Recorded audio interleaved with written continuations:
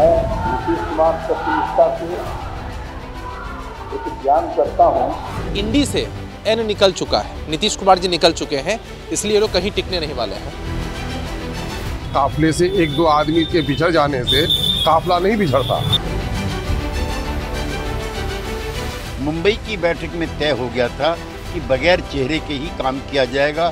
Congress party पहले दिन से ही इस पद को हथियाने की जुगाड़ में थी। इंडिया गठबंधन है, इंडिया गठबंधन का मुहिम चलेगा। ममता जी ने साफ कह दिया है, मैं इंडिया गठबंधन का एक हिस्सा हूँ। बीजेपी के खिलाफ राहुल गांधी एक तरफ भारत जोड़ो न्याय यात्रा निकाल रहे हैं, तो दूसरी तरफ एक एक करके इंडिया गठबंधन के साथी अलग होते जा रहे हैं। विपक्ष को एक मेज पर लाने वाले नीतीश कुमार 24 घंटे पहले इंडिया गठबंधन की टेबल से उठकर चले गए, लेकिन बिहार में सरकार बदलने के बाद पहुंचे राहुल गांधी पुराने साथी नीतीश कुमार पर हमले की बजाय उन्हीं की बनाई जातीय जनगणना की पिच पर बैटिंग कर रहे हैं। जिस दिन जाति जनगणना हो जाएगा उस दिन देश के आदिवासियों को, दलितों को, पिछड़ों को, सबको पता लग जाएगा कि उनकी आबादी कितनी है, और फिर उससे पता लग जाएगा कि उनका हक कितना बनता है। गठबंधन की गांठें ढीली पड़ चुकी हैं, पार्टियां गठबंधन छोड़ती जा रही हैं, लेकिन कांग्रेस और उसके साथियों का जोश हाई है। कोई फर्क पड़ने वाला नहीं है। दिल्ली में बैठे हुए झूठ के जगतगुरु और पटना में बैठे हुए विश्वासघात के विश्वगुरु, दोनों की एक जुगलबंदी है। इससे इंडिया गठबंधन पर कोई असर पड़ने वाला नहीं है। Now mister Nitish Kumar has betrayed the people and has betrayed the India alliance. जिन्होंने नीतीश कुमार में पीएम मटेरियल देख लिया था, वो अब नीतीश का नाम भी जुबान पर नहीं ला रहे। बीजेपी कह रही है कि इंडिया गठबंधन ध्वस्त हो गया, पटना से ही बना, पटना में ही ध्वस्त हो गया। तब आप बल्ले बल्ले करें, वो बल्ले बल्ले करें, आप खुश रहें। मगर इंडिया गठबंधन है, इंडिया गठबंधन का मुहिम चलेगा।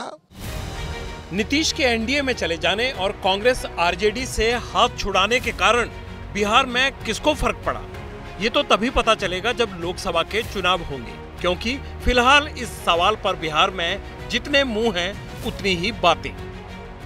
मुकाबला लोकसभा चुनाव में आप कैसी टक्कर देखते हैं, कैसा मुकाबला आप देखते हैं? आपको लगता है कि मुकाबला होगा या आपको लगता है मुकाबला नहीं होगा? मुकाबला भी थोड़ा सा उतना ये नहीं कह सकते उतना ज्यादा मुकाबला होगा, क्योंकि नीतीश के उसके जाने में नुकसान तो होगा। नहीं, टक्कर तो होगा। अच्छा, टक्कर होगा। अब सारा चीज तो अब वक्त आने पे बीजेपी के लिए मुकाबला आसान नहीं है, इंडिया गठबंधन उसको टक्कर देगा, एकदम देगा। फर्क तो वाकई ही नहीं पड़ रहा, ना इंडिया गठबंधन पर, ना कांग्रेस की सेहत पर। जब सवाल एक एक सीट का है, सामने पहाड़ जैसी चुनौती है और एक के बाद एक साथी खिसकते जा रहे हैं, वो भी तब जब राहुल गांधी पूर्व से लेकर पश्चिम तक देश का सियासी मूड मापने निकले हैं, लेकिन कांग्रेस गठबंधन का ही मिजाज समझ नहीं पा रही। राहुल गांधी की यात्रा बंगाल पहुंचने से पहले ममता बनर्जी ने बंगाल की सभी सीटों पर अकेले ही चुनाव लड़ने का ऐलान कर दिया। राहुल गांधी के बिहार में प्रवेश करने से पहले नीतीश कुमार ने बीजेपी के साथ मिलकर सरकार बना ली। बिहार के बाद भारत जोड़ो यात्रा यूपी जाने वाली है, जहां सीट बंटवारे का रोड़ा पहले से गठबंधन की राह का सबसे बड़ा बट्टा बना हुआ है। अखिलेश 11 से ज्यादा सीटें देने को तैयार नहीं है, लेकिन कांग्रेस इतनी सीटों पर मानने को राजी नहीं। देश में ही नहीं, दुनिया में इस समय राम में बांटा गया, और उत्तर प्रदेश की जनता ने पूरी तरीके से मन बना लिया है। उत्तर प्रदेश में 80 लोकसभा की सीटें जीतेंगी और देश में प्रचंड बहुमत से माननीय मोदी जी प्रधानमंत्री बनेंगे। कि नीतीश जी की ताकत जब एनडीए के साथ रहती है तो 40 में से 39 सीटें आती हैं।